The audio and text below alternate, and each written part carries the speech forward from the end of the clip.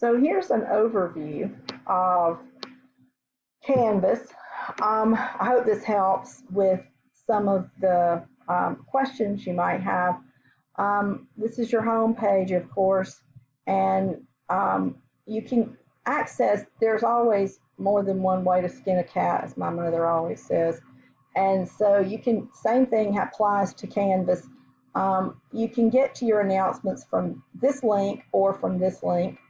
You can get to your modules from this link or from this link. Your grades are here. And I don't have any grades because I'm not a student in this class, but this is where your grades will be. You'll see when it was due, what your score is, the status, and then you'll see feedback.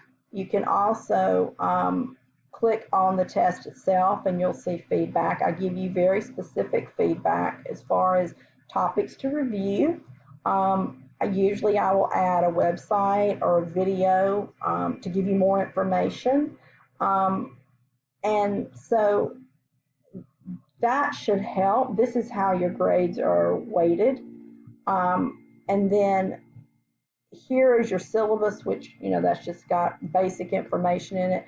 And your email here, your virtual school email. So you'll want to check that email at least 5 days a week. And then I also send information. I can send messages in your inbox for Canvas. So if you have an update here, you'll have a red circle if it's a new message. So it's good to check both of these. Your calendar is here. And if I was a student, I would have assignments listed all over this in this block. If I have assignments due on Thursday the 4th, then that's where it's going to be. These will be color-coded, but they're also based on your classes. So if you're taking more than one class, you'll have more than one assignment listed.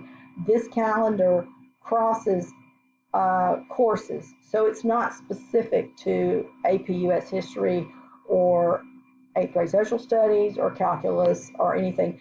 It's specific to all classes. So you can look by month, you can look by week, and it will give you everything. Okay, so if we go back to courses, here are your modules are here. This is a good place to start too.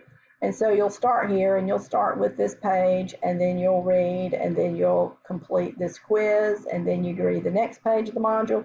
Your module is basically your textbook.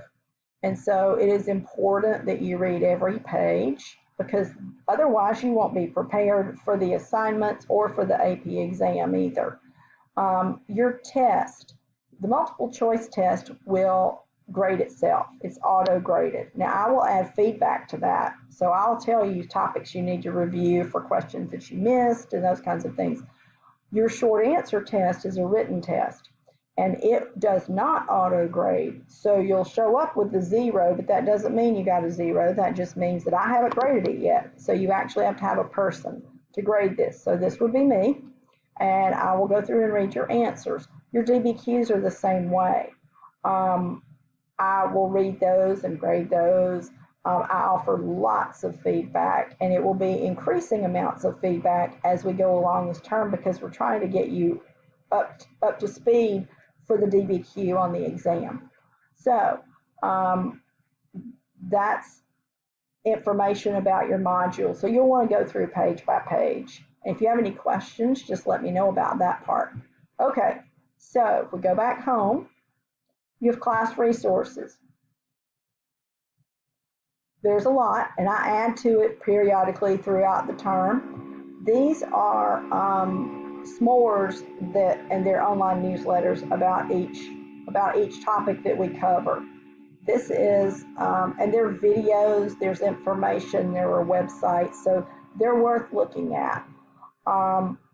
This is information about how to sign up for AP Classroom. This is our code, and there are quizzes and FRQs and such that you can access there.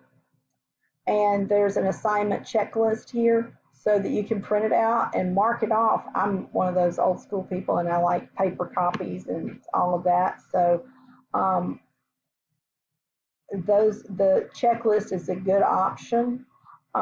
Information about how to participate in discussions. For discussions, you are required to have an original post and then 2 well-written, well-developed responses to fellow students' post too. So I'll be adding as we go along. I add, here's a student success site. It's a link, and it will take you to all of this information. It's the world's biggest FAQs repository ever. So it has all sorts of information about everything in it.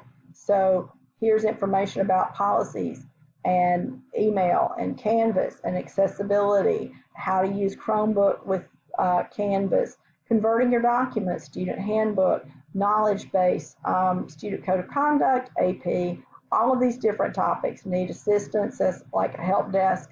So here's your knowledge base, and that's another huge, big repository. And you can go and find, there are 12 topics on virtual learning programs, student registration, parent information, virtual school, user FAQs, there's 88 of those, student information, there's 19 of those. So all you have to do is go here, click on it, and then you open up more questions and topics. So I hope that helps. Let's see. Oh, and also one more thing. We meet on Monday afternoons at 5 o'clock. Here are the recordings so far. It tells you the topic, what basically we talked about, and the date. And then this is how you get to the classroom. It's just to click here, and it takes you to the classroom link. So if you have a conflict with the meeting time, no problem, because I will record it. This bulletin board is here until everybody gets started, and then I will be changing this. But there are links to information here. And so if you have any, oh, one more thing, sorry. To-do list. This is your to-do list here. Yours will be different than mine will be. But these will be the most pressing assignments. This will be a list of the most pressing assignments that you have coming to you in the next day or two. And so you can see over here in your calendar, you get a bigger picture view. This is a more focused view of what you need to prioritize. So you have 2 options on how to find your work, or the due dates and those kinds of things. I hope this helps. And if you've got any questions at all, please just let me know. Thanks.